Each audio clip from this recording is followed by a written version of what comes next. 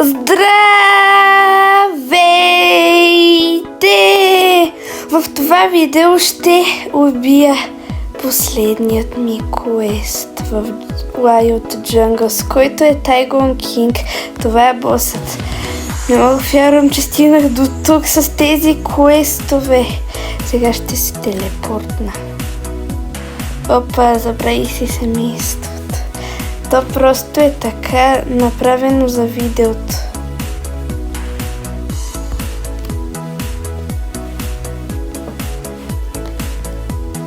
Така, това е. Имам 100 000 триглави вълци тук, толкова са хубави.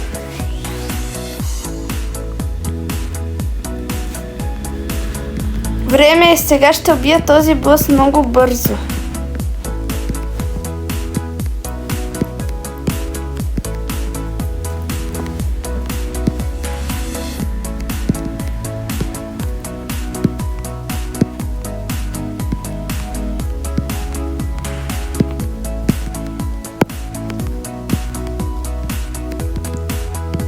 Чак само да видя едно нещо, хора.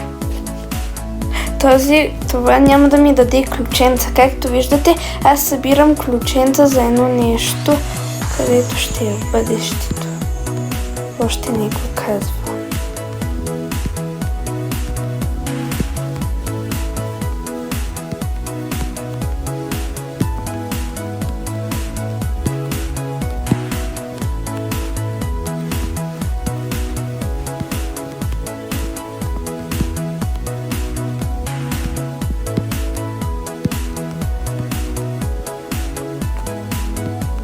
Така, вижте хора, сега вижте колко бързо се убива този бос, защото всичко е макс апгрейдното, не е само силата, животите на тези вълци, скоростта на тези вълци. Просто когато ги левелъпвам всички до ниво 200, те просто ще си имат макс апгрейд, докато започна да ги левелъпвам. Сега просто ще си махна домчето, защото повече XP ще спечелят. И сега ще стоя там. Красота! Вау! Това ми даде супер много стотинки. Сега да проверим. Така, това е ниво 100, това е близо до ниво 100 и с това е близо, а тези са... Добре. Сега ще левелъп на тези две вълци до ниво 100 и тогава ще се апгрейдва. Май само пантерите ще станат ниво 100. Да, те станаха ниво 100, видях две левел ап. Не мога вярвам, аз съм през Египет вече. Това са супер бързи квестове. Това са супер бързи. Много харесвам да виждам кръгли числа тук.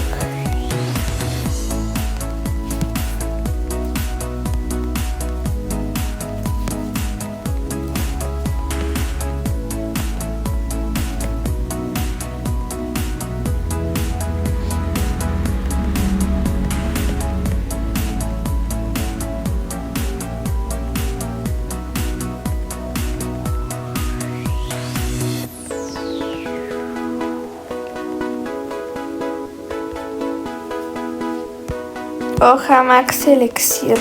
Това си беше лично и не ми показа как съм спечелила макс елексирът. Но всичко се е левелъпнал само един път и ги апгрейднах.